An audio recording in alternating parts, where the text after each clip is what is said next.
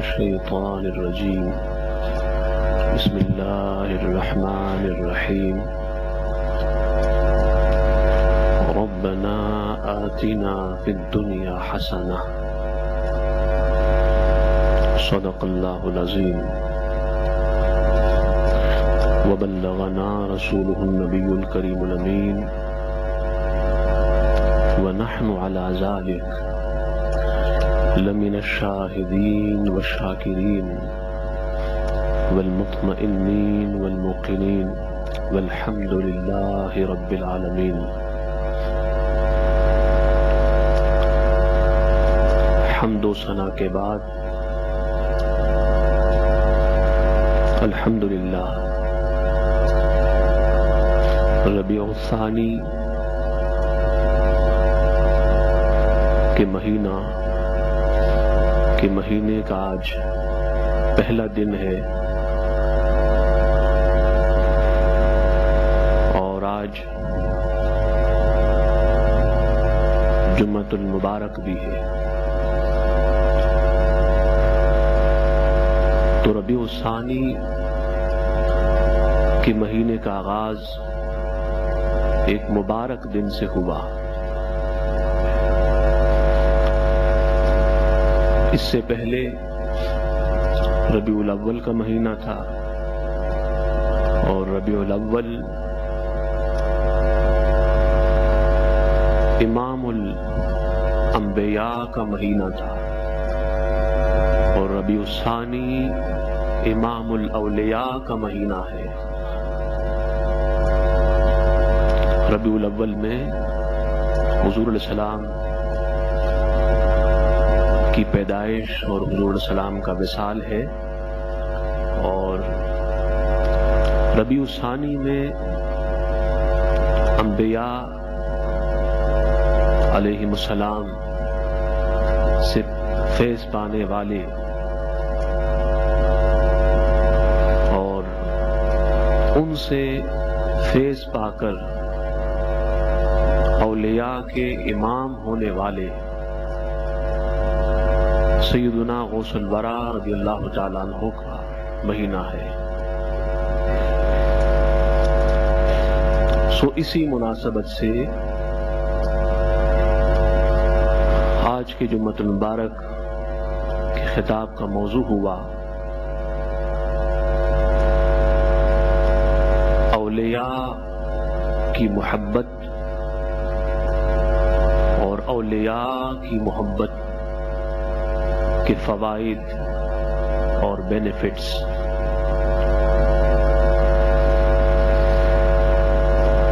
ایک بڑی معروف اور فیمس دعا ہے جس دعا کو آپ نے بار بار پڑھا اور سنا اور حضور علیہ السلام بھی اکثر وہ دعا پڑھا کرتے تھے. ربنا آتنا فی الدنیا حسنہ وفی الآخرۃ حسنۃ وقنا عذاب النار.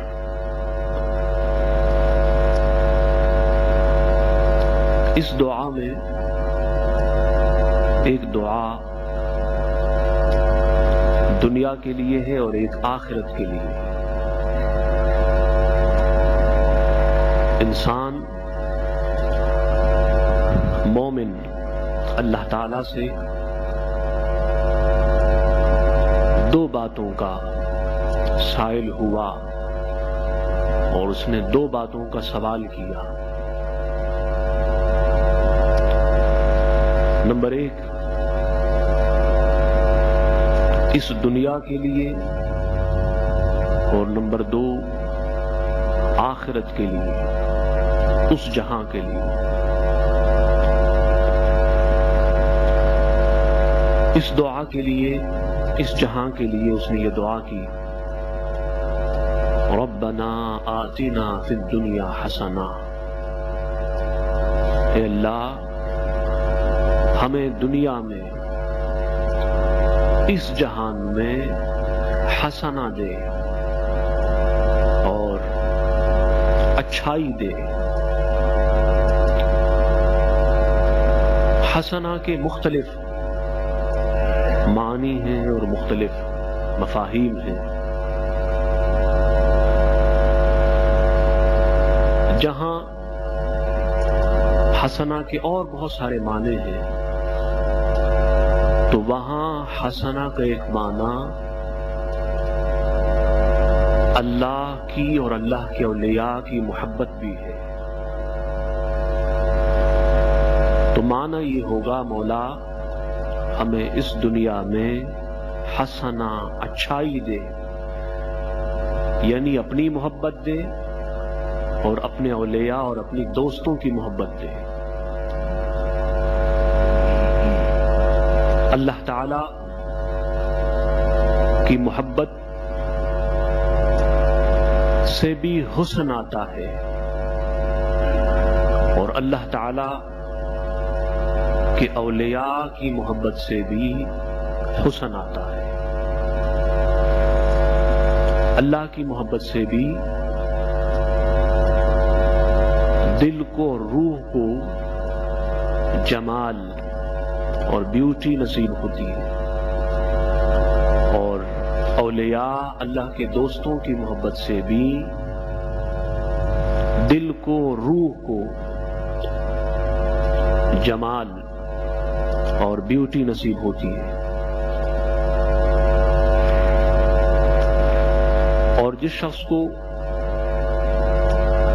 اس دنیا میں اللہ تعالی اور اللہ کے اولیاء کی محبت کا جمال اور اللہ اور اس کے اولیاء کی محبت کا حسن مل گیا، سمجھ لو وہ شخص اس دنیا میں کامیاب ہوا، اور جو یہاں کامیاب ہوگا وہ وہاں کامیاب ہوگا. تو اللہ کی محبت بھی ایک حسن ہے، ایک جمال ہے، اور اللہ تعالیٰ کے اولیاء کی محبت بھی ایک حسن اور ایک جمال ہے. حدیث پاک میں ہے حضور السلام نے فرمایا کہ ان اللہ تعالی یقول یوم القیامہ این المتحابون بجلالی اليوم اظلهم بظلی یوم لا ظل الا ظلی. قیامت کا دن ہوگا، اللہ تعالی پوچھے گا کہ میرے لیے اور میری رضا کے لیے میرے اولیاء سے اور میرے دوستوں سے محبت کرنے والے کہاں ہیں؟ میرے لیے محبت کرنے والے اور میرے لیے ایک دوسرے کو چاہنے والے کہاں ہیں؟ آج کے دن میں ان کو اپنے سائے میں بٹھاؤں گا. اور فرمایا کہ آج کے دن میرے سائے کے علاوہ کوئی اور سایہ نہ ہوگا، کوئی اور سایہ نہ ہوگا. علامہ علی قاری علیہ رحمت الباری نے مرقات شرح مشکات میں اللہ کے سائے کے مختلف مطلب بیان کیے. اس میں ایک مطلب یہ ہے کہ اللہ کے سائے کا معنی حدیث میں ہے عرش کا سایہ، عرش کا سایہ. تو جس نے دنیا میں اللہ کے لیے، اللہ کے دوستوں سے، اولیاء سے، علماء سے محبت کی اور ان کو اللہ کے لیے چاہا، تو قیامت کے دن اللہ تعالیٰ ان کو عرش کے سائے میں بٹھائے گا. اور ایک معنی کیا ہے طوبہ. طوبہ جنت میں ایک درخت کا نام ہے. پھر مطلب یہ ہوگا کہ جس نے اللہ کے لیے محبت کی، اللہ تعالیٰ اس کو جنت کے درخت طوبہ کے سائے میں بٹھائے گا. اور ایک معنی ظل کا اور سائے کا خود جنت ہے. خود جنت ہے کہ اللہ تعالی کے لیے اللہ کے دوستوں اور اولیاء سے محبت کرنے والے کو اللہ تعالی جنت میں داخل فرمائے گا. اور ایک معنی یہ ہے کہ وہ قیامت کے دن سکون سے ہوگا، اطمینان سے ہوگا اور چین سے ہوگا. اور ایک معنی یہ ہے کہ قیامت کے دن اللہ تعالی اس خوش نصیب کو اپنے قریب کر دے گا. تو جس نے دنیا میں اللہ تعالی کے لیے اللہ کے اولیاء سے محبت کی ہوگی، قیامت کے دن وہ خوش نصیب اللہ کے قریب ہوگا، اللہ کے قریب ہوگا. ایک اور روایت ہے، حضور صلی اللہ علیہ وسلم نے فرمایا کہ ایک شخص ایک گاؤں سے دوسرے گاؤں میں اپنے کسی بھائی سے ملنے جا رہا تھا. اللہ تعالی نے اس کے راستے میں ایک فرشتہ بٹھایا اور فرشتے سے کہا کہ جب وہ فلاں بندہ میرا یہاں سے گزرے تو اس سے پوچھنا کہ وہ جا کہاں رہا ہے. فرشتہ بیٹھا اس کے انتظار میں. جب وہ شخص اس راستے سے گزرتا ہوا وہاں پہنچا جہاں وہ فرشتہ بیٹھا ہوا تھا، فرشتے نے پوچھا آئین ترید، جانے والے کہاں جا رہے ہو؟ تو اس نے بتایا کہ فلاں گاؤں میں ایک شخص ہے، مجھے اس سے ملنا ہے. پوچھا کہ کیا اس شخص کا تم پہ کوئی احسان ہے کہ تم اس احسان کا بدلہ دینے جا رہے ہو؟ اس نے کہا نہیں، میں اس سے صرف اللہ کے لیے محبت کرتا ہوں، میں اس سے صرف اللہ کے لیے محبت کرتا ہوں. تو فرشتے نے کہا کہ مجھے اللہ نے بھیجا ہے، میں فرشتہ ہوں. اور اللہ پاک نے فرمایا کہ جس طرح تو اس سے محبت کرتا ہے وہ رب ہو کر، مالک و خالق ہو کر تجھ سے محبت کرتا ہے. تو اللہ تعالی اپنے دوستوں کی محبت کو اپنی محبت سے بدل دیتا ہے. اللہ پاک اولیاء کی محبت کو اپنی محبت سے بدل دیتا ہے. حدیث پاک میں ہے، حضور علیہ السلام نے حضرت سیدنا ابو ذر سے فرمایا یا ابا ذر ایو اور الایمان اوثق؟ قال اللہ ورسولہ اعلم. قال الموالات فی اللہ والحب فی اللہ والبغض فی اللہ.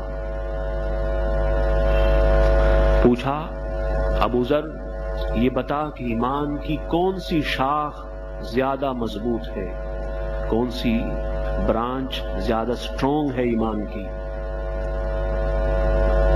تو حضرت ابو ذر نے جواب دیا کہ اللہ زیادہ جانتا ہے اور اس کے رسول زیادہ جانتے ہیں. حضور علیہ السلام نے فرمایا کہ ایمان کی شاخوں میں سے، ایمان کی شاخوں میں سے سب سے مضبوط شاخ اللہ کے لیے مدد کرنا اور اللہ کے لیے محبت کرنا اور اللہ کے لیے بغض کرنا ہے. اللہ کے لیے بغض کرنا ہے. اور ایک حدیث میں حضور علیہ السلام نے فرمایا کہ جب تم میں سے کوئی شخص اذا احب الرجل اخاه فليخبره انه يحبه، کہ اگر تم میں سے کوئی شخص کسی کو چاہتا ہے اور کسی سے محبت کرتا ہے تو جس سے تمہیں محبت ہو جائے تم اس کو بتا دو کہ تمہاری اس سے محبت ہے. اس سے کیا ہوگا؟ اس سے یہ ہوگا کہ اس کے دل میں بھی آپ کے لیے محبت پیدا ہوگی. اور ایک اسلامی معاشرے میں، اسلامک سوسائٹی میں محبت کا پیغام عام ہوگا۔ اسلام یہی چاہتا ہے اور اللہ کے رسول بھی یہی چاہتے ہیں کہ سوسائٹی سے اور معاشرے سے نفرتیں مٹیں اور محبت کا فیضان عام ہو۔ ایک حدیث میں حضور صلی اللہ علیہ وسلم نے فرمایا، اذا آخى الرجل الرجل فليسأله عن اسمه وعن اسم أبيه وممن هو فإنه أوصل للمودة۔ فرمایا کہ جب تمہارا کسی سے تعلق ہو جائے اور محبت ہو جائے، تم اس کو اپنا بھائی بنا لو اور اس کو اپنا دوست بنا لو، تو اس سے اس کا نام پوچھو، اس کے والد کا نام پوچھو اور اس کے قبیلے اور ٹرائب کا نام پوچھو۔ کیا ہوگا اس سے یہ ہوگا کہ محبت زیادہ ہوگی اور محبت بڑھے گی۔ اس لیے ہم اپنے خطابات میں اولیاء کا نام بھی بتاتے ہیں اور اولیاء کے ماں باپ کا نام بھی بتاتے ہیں اور ان کا تعلق کس ٹرائب اور قبیلے سے ہے وہ بھی بتاتے ہیں۔ اس سے یہ ہوگا کہ محبت اور زیادہ ہوگی، محبت میں اور زیادہ اضافہ ہوگا۔ اور اس میں آپ لوگوں کے لیے بھی یہی لیسن ہے کہ جب کسی سے تعلق ہو جائے اور کسی کو بھائی اور دوست بنا لیں اور کسی کو چاہیں، تو آپ کو چاہیے کہ اسے اس کا نام، اس کے باپ کا نام اور اس کے قبیلے کا نام پوچھ لیا کریں۔ اس سے محبت اور زیادہ ہوگی۔ حضور علیہ السلام یہی چاہتے ہیں کہ انسانوں میں اور مسلمانوں میں محبت زیادہ سے زیادہ ہو۔ آج ہمارے معاشرے اور سوسائٹی کو ضرورت امن کی ہے اور محبت کی ہے۔ آج ہم میں سے نہ جانے کتنے لوگ محبت کے پیاسے ہیں اور محبت کے طالب ہیں۔ تو لوگوں، نفرتیں مٹا دو، عداوتوں کو دور کرو اور محبت کے پیغام کو عام کرو۔ جتنی محبت عام ہوگی اتنی زیادہ خوشیاں ہوں گی اور جتنی محبت عام ہوگی اتنی زیادہ کامیابیاں ہوں گی۔ اللہ تعالیٰ کے لیے ہر محبت عبادت ہے، ہر محبت اللہ کے لیے جو ہوتی ہے وہ عبادت ہے۔ حضرت سیدنا ابو ذر رضی اللہ تعالیٰ عنہ فرماتے ہیں، عن ابی ذر قال خرج علینا رسول اللہ صلی اللہ علیہ وسلم فقال اتدرون ای اعمال احب الى اللہ فقالوا یا رسول اللہ فقال قائل الصلاة والزکاة وقال قائل الجہاد فقال رسول اللہ صلی اللہ علیہ وسلم ان احب الاعمال الى اللہ الحب فی اللہ والبغض فی اللہ۔ حضرت ابو ذر رضی اللہ تعالیٰ نے فرمایا کہ حضور علیہ السلام تشریف لائے اور حضور علیہ السلام نے صحابہ سے پوچھا، کیا تم جانتے ہو کہ اللہ تعالیٰ کو تمام اعمال میں، نیکیوں میں زیادہ پسند اور لائق کون سا عمل ہے؟ تو ایک کہنے والے نے کہا، عرض کی کہ نماز، زکوٰۃ۔ پھر ایک دوسرا بول اٹھا، عرض کی کہ جہاد، اللہ کی راہ میں لڑنا اور فائٹ کرنا۔ حضور علیہ السلام نے فرمایا کہ ان احب الاعمال الی اللہ الحب فی اللہ والبغض فی اللہ۔ فرمایا لوگوں، اللہ تعالیٰ کو تمام اعمال میں اور تمام نیکیوں میں جو سب سے زیادہ پسند ہے وہ اللہ کے لیے محبت ہے اور اللہ کے لیے نفرت ہے۔ نماز ایک نیک عمل ہے، ایک اچھا عمل ہے، اللہ کو پسند ہے، اس کا اپنا ایک مقام ہے۔ زکوٰۃ کا اپنا ایک مقام ہے، وہ بھی اللہ کو پسند ہے۔ اللہ کی راہ میں لڑنا وہ بھی اللہ کو پسند ہے، وہ ایک نیک عمل ہے۔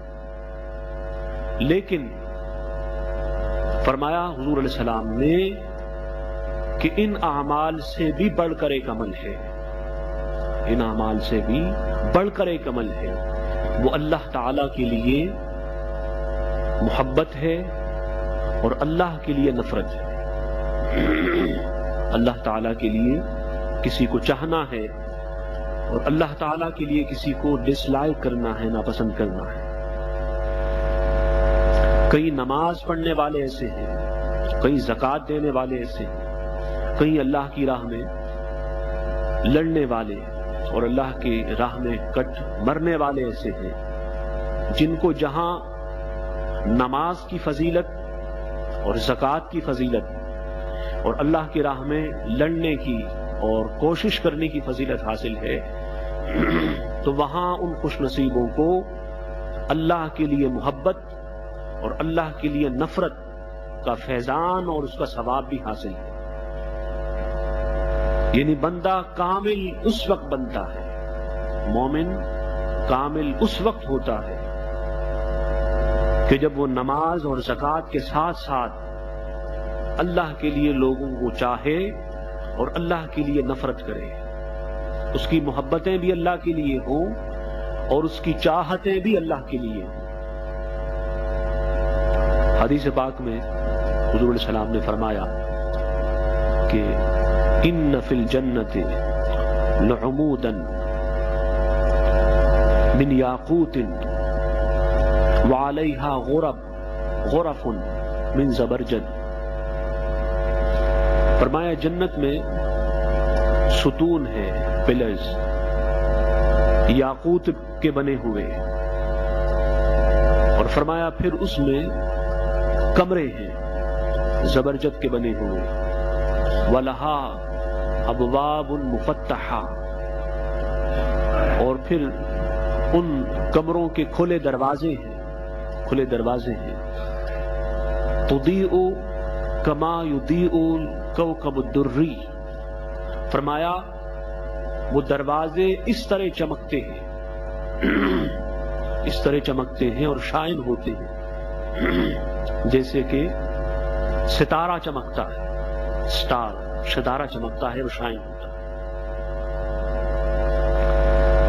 صحابہ نے پوچھا فمن یسکنھا یا رسول اللہ صلی اللہ علیہ وسلم، یا رسول اللہ ان کمروں میں اور جنت کے ان محلات میں کون رہے گا، کون خوش نصیب ہوگا جس کو جنت کے وہ محلات نصیب ہوں گے؟ حضور علیہ السلام نے فرمایا المتحابون فی اللہ، المتجالسون فی اللہ، المتلاقون فی اللہ۔ فرمایا کہ جنت کے ان محلات میں اور ان عالیشان محلات میں وہ شخص رہے گا اور وہ لوگ رہیں گے جو اللہ کے لیے ایک دوسرے سے محبت کریں گے اور اللہ کے لیے ایک دوسرے سے پیار کریں گے اور اللہ کے لیے ایک دوسرے کو چاہیں گے اور اللہ کے لیے ایک دوسرے کے ساتھ اٹھے اور بیٹھیں گے اور اللہ کے لیے ایک دوسرے سے ملیں گے، اللہ کے لیے ایک دوسرے سے ملیں گے۔ تو محبت کا فیض اس وقت نصیب ہوتا ہے اور محبت کا نور اس وقت نصیب ہوتا ہے اور محبت کا حسن اس وقت ملتا ہے اور محبت کا جمال اس وقت ملتا ہے جب وہ صرف اللہ کے لیے ہو، صرف اللہ کے لیے ہو، انسان کا کوئی مقصد نہ ہو، اس کا کوئی اور ایم نہ ہو، اس کے سامنے کوئی اور شے نہ ہو، اس کی اپنی کوئی غرض نہ ہو، بس اللہ کے لیے وہ محبت کرتا ہے، تو پھر اللہ تعالی اس کو اس محبت کا نور عطا فرماتا ہے اور اس محبت کا حسن عطا فرماتا ہے، اور جس کے لیے ہم ہر نماز میں اور نماز کے علاوہ بھی دعا مانگتے ہیں کہ ربنا آتنا فی الدنیا حسنہ، مولا دنیا میں حسنہ دے، یعنی اپنی محبت دے اور اپنے اولیاء کاملین کی محبت عطا فرما، وما علینا الا البلاغ۔ صلاة سنة رسول الله صلى الله عليه وسلم من يوم الجمعة الصلاة